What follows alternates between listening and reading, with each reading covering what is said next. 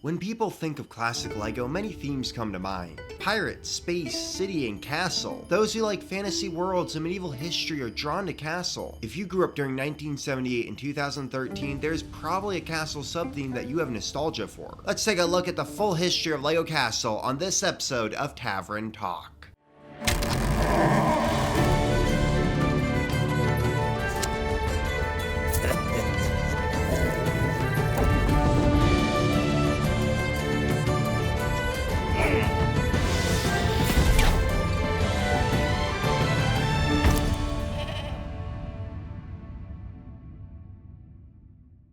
LEGO Castle is the LEGO company's fantasy/medieval theme. It has been going since the 1970s, and as of 2024 still has gotten sets and figures to go along with it. Throughout the years we have gotten many sub-themes and factions. Factions is the term used when talking about the different kingdoms or groups that appear in this theme. Now in my series Tavern Talk, I'll be diving deeper into the lore, history, sets, and minifigures of these factions and themes. This video will just cover the history of this theme and all the factions, sub-themes, and important characters that have appeared. The first castle we ever got from LEGO was the Weetabix Castle, which was a promotional set in 1970. This was the first castle set, but the LEGO Castle theme started in 1978 with set 375, otherwise known as the Yellow Castle. Not long after, LEGO released Knight's Joust, Knight's Procession, and a few castle minifigure packs. This was the true start to the LEGO Castle line. But 1984 is when LEGO Castle became what we have come to know. LEGO released its first two factions with the Black Falcons and Crusaders. Now in the early years of LEGO Castle, there were many different names for these early factions, depending on which country you lived in. These early sets were simple but had a lot of variety. Each side got a castle and then side builds that built out the factions. Early years of LEGO Castle took a lot of inspiration from the European Middle Ages. Instead of rebooting Castle again, LEGO made a very smart move. They started to add more factions to keep building out this world. The next faction they added was the Forestmen, who were based on Robin Hood and his merry men. The Forestmen were seen robbing and fighting the knight-based factions. Their buildings were hideouts that were built into the forest, which is unique in LEGO Castle, because there are only a few factions that did this. Not long after the Forestmen, we were introduced to the Black Knights, another knight-based faction that was at odds with the Crusaders. This faction also started to phase out the Black Falcons. 1992 was the introduction of the final faction for this period, the Wolfpack. This faction was very small, but that didn't stop it from becoming an instant fan favorite. This was the second faction to focus on forest-dwelling rogues. 1984 to 1992 of LEGO Castle set the stage for what was to come. During this time, there were also very few fantasy elements. The most we got for fantasy was like a few ghosts. All of that changed in 1993 with the introduction of Dragon Masters. The theme revolved around the wizard Magisto and his knights who captured dragons. Magisto actually was the first named character in LEGO Castle and was the first wizard. After this, it would become quite common to see wizards appear throughout LEGO Castle. Another highlight from this theme was the first dragon. This dragon mold has become iconic and was used in a few other classic LEGO themes. For a bit, Magisto and his knights were connected to the original LEGO Castle themes and fought with the Black Knights and Wolfpack in promotional art. But a couple years later, they turned to a new foe, the Royal Knights. 1995 was the introduction of the Royal Knights theme, which had a pretty small wave only consisting of 5 sets. The theme focused on a new line faction to replace the Crusaders. This time though, we got our first king minifigure, King Richard. A year later we would get Dark Forest, a castle theme that was a combination of Wolfpack and Forestmen. We even got the character Robin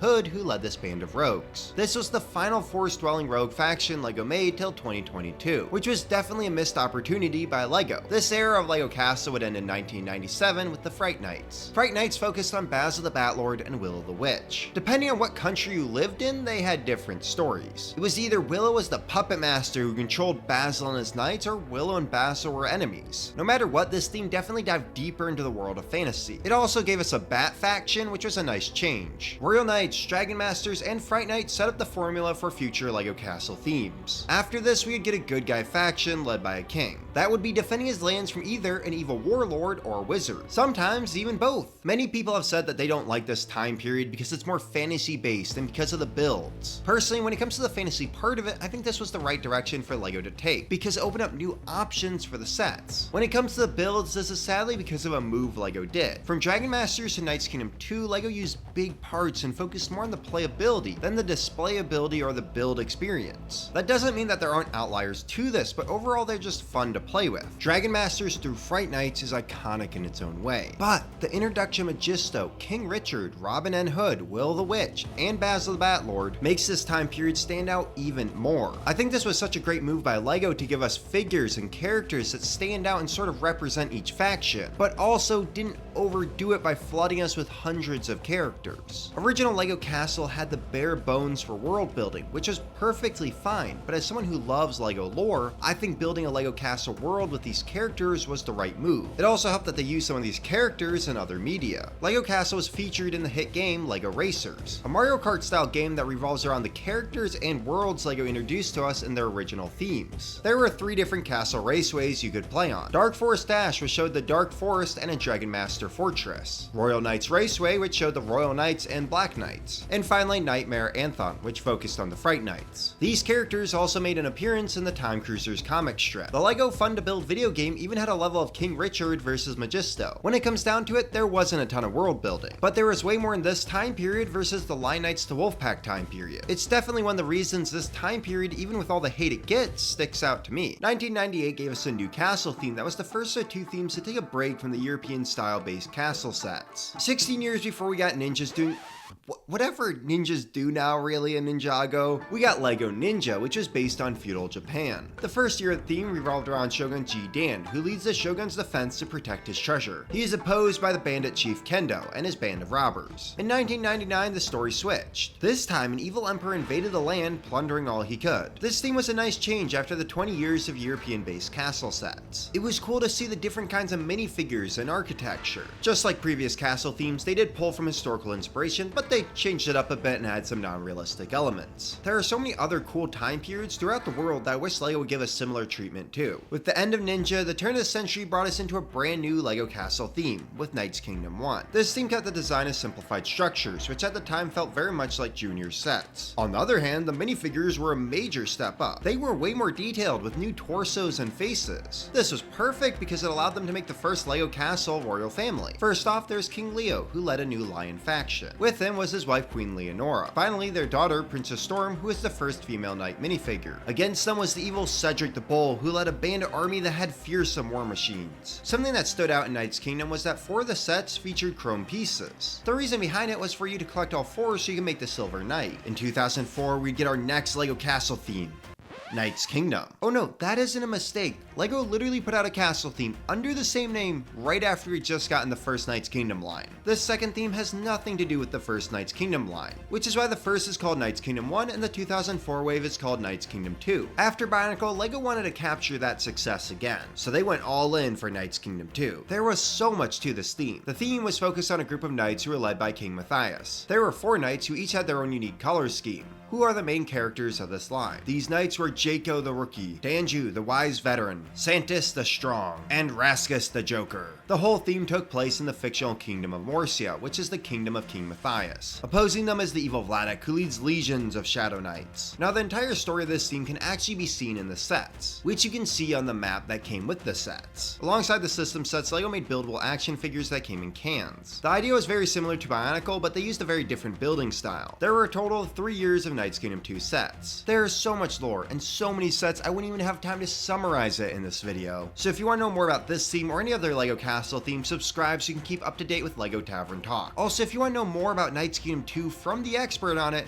go check out my friend Cheesy Studios' videos on it. They really did a good job making Knights Kingdom 2 more story-oriented than any other castle theme. This story was told through comics, books, online games, a video game, and even trading cards. These trading cards came in the sets and action figures. It even had a board game. On top of these items, LEGO sold Knights Kingdom 2 party supplies, foam weapons, watches, pens, and many other items. Even though many kids who grew up on this theme loved it, many people didn't like Knights Kingdom 2. It was very different from past castle themes. The builds focused heavily on play features and telling the story. Even though the minifigures had some cool parts, they were pretty plain and didn't have a lot to them. People also thought the buildable figures were stupid and goofy. Now, I actually really like the idea behind Knights Kingdom 2. Building out a world and then giving us more than just the sets is honestly what I've wanted LEGO Castle to do more of. I personally think the idea was solid, but some of the execution fell through. I think if the sets and minifigures had been better, it would have been way more successful. I used to be a big Knights Kingdom 2 hater, but getting the sets, researching it more, and watching Cheesy Breezy's videos on them have definitely made me change my mind. This theme actually had a lot going for it if you don't just look at the surface level. Before we move on to the next castle theme, we need to quickly go back to 2004, because on top of Knights Kingdom 2, we got another castle theme that year. The most underrated castle theme LEGO has done. Duplo Castle, which went from 2004 to 2008. It was split into girl and boy oriented sets. The girl sets were focused on princesses and were very pink. On the other hand, the boy sets focused on a dragon and lion faction battling. These sets were amazing and had everything you would want out of a castle theme. The figures also looked great and were actually good looking factions. In 2005, LEGO released a filler castle theme between Knights Kingdom 2 and their next big castle theme. This time, LEGO pulled inspiration from Norse mythology and Viking history to produce the LEGO Vikings theme. Vikings revolved around Viking warriors battling monsters. This theme was such a success that they kept on store shelves an extra year. What added to this success was breaching into different cultures. On top of that, the minifigures were awesome. The monsters in this theme were mostly dragons, but it also had a sea serpent and Fenris wolf. The interesting part about these monsters is they were made out of Bionicle and Technic parts, which made them stand out to other dragons we have gotten in LEGO Castle. Even with this theme being a success, after the first wave, we only got 2 more sets. This really was meant to be a filler theme, otherwise I think we would have gotten more. That leads us right into the 2007 theme, just called Castle, which the fans have dubbed the Fantasy Era. Up to this point, there were fantasy elements of dragons, wizards, and fantasy builds, but they never went too deep into it. For 2007 Castle, LEGO said screw it and dived right in, giving us a theme filled with so many fantasy elements. In a LEGO Club magazine, we did get a map for this theme. Fantasy Era takes place in a divided land. To the west is the Western Kingdom, which is home of the Crown Knights and the Dwarf faction. To the east is the Wizard's Domain, where the evil wizard lives with his skeleton army. Also in this lane is the Troll faction, which is this theme's version of orcs. On the map for this era, we also learn about an unmade faction called Elflands, which is located in the Western Kingdom. We would later get 2 CMFs that are connected to this faction. I did a full deep dive into Elflands if you want to know more about this unmade faction. In the first year of Fantasy Era, the evil wizard attacked the Western Kingdom. LEGO made a very smart decision and kept it just to the Skeleton and Crown faction for this first wave. The second year is when it got good with the introduction of the Dwarf and Troll faction. This time the evil wizard recruited the Troll faction to lay siege to the Crown Knights. With a new threat coming, the king recruits the help of the Dwarf faction. The final year of sets gave us more sets featuring this war in a very special set. Medieval Market Village was the largest castle set up to this point to feature the peasant side of LEGO Castle. Up to this point, there was maybe a peasant or non-military building here and there, but we never got a set this big dedicated to non-military life. Many people may remember this theme from the strategy game LEGO Battles. It featured many of the minifigures that appeared in Fantasy Era. For Castle, there was a wizard and king faction you could play as. It wasn't just the factions that leaned into fantasy, but also the war machines. The trolls had crazy contraptions such as the troll battle wheel. In my opinion, they worked and made sense in this world LEGO built out for this theme. They are also a ton of fun to play with. The Fantasy Era did take inspiration from Vikings for some of its sets. Like Army of Vikings with Heavy Artillery Wagon is very similar to Troll Assault Wagon. Between the figures and builds, I personally think Fantasy Era is one of the best rounded out castle themes. Now, if it had the lore that Knights Kingdom 2 had, it would be the best castle theme ever made. Also, stuff like D&D, Warcraft, Lord of the Rings, and many other fantasy worlds like it are really popular, which is why I think LEGO needs to make more castle themes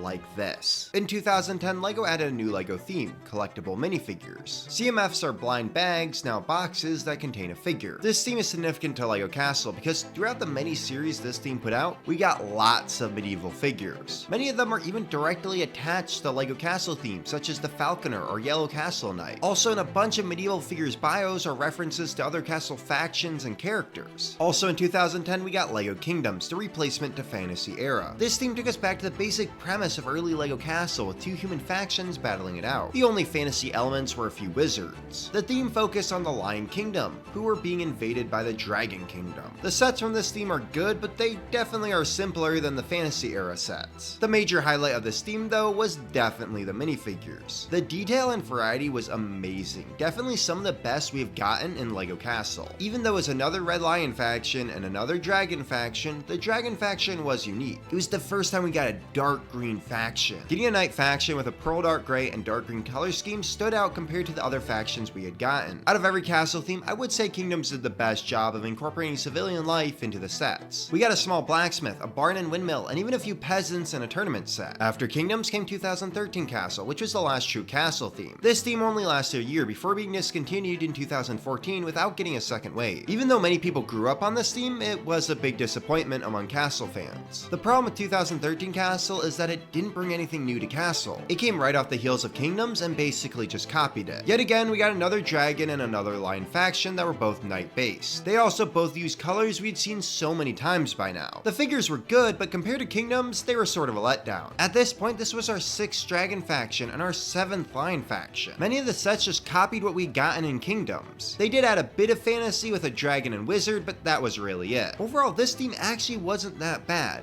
but because it came off the heels of Kingdoms and didn't really do anything new, it was disappointing for fans. I think sadly this theme was hurt because of the time period it came out. Let's be honest, if it had come out later so it wasn't so close to Kingdoms, or during a time we didn't get a castle theme like around 2020, it probably would have been received better. Instead, after this theme, LEGO Castle would go into a dark age. During this dark age in 2016, we'd get Nexo Knights, which was LEGO's attempt to make a fantasy theme that is like Ninjago. The theme had a good run and ran until 2018. It is considered to be a sub-theme of LEGO Castle, but instead of doing a medieval theme, they took those elements and made them futuristic. Even though Nexo Knights is a good theme and there is a fan base around it, a majority of Castle fans don't like it. They were put off by the wacky vehicles and futuristic style. The theme feels more like Ninjago or Chima than a castle theme. However, a lot of amazing parts did come from this theme. Technically, this was the last castle sub-theme. In 2021, LEGO would see a resurgence of LEGO Castle after releasing the LEGO Ideas Blacksmith. This leads us right into the modern era of LEGO Castle. Even though there is no castle theme, LEGO Castle has been kept alive through the Ideas, Icons, Creator 3-in-1, and CMF line. These newer sets are like nothing we've ever seen before in LEGO Castle. Many original factions have been brought back with new prints. LEGO has even remade some iconic castle sets with Forest Hideout and Magisto's Magical Workshop. LEGO gave us the best castle ever made with the Lion Knights Castle. Even though we've only gotten around like 10 LEGO Castle sets during this time, the community's love for LEGO Castle hasn't died out, but only gotten stronger. LEGO Castle has cemented itself as a staple in the LEGO community. Its long history has really affected so many people's lives. A major takeaway from looking at the entire history of LEGO Castle is how every castle theme had people who didn't like it. First off, if you love a LEGO Castle theme, never stop loving it. Embrace that theme if it brings you joy. Secondly, we should all stop hating on different castle themes and instead look at the positives that different castle themes have brought us. People always argue all the time about new versus old castle themes. Instead, we should come together and enjoy these fantasy worlds that LEGO has created. That wraps up the long tale of LEGO Castle. I hope you've enjoyed this pint of castle knowledge. Till next time on Tavern Talk.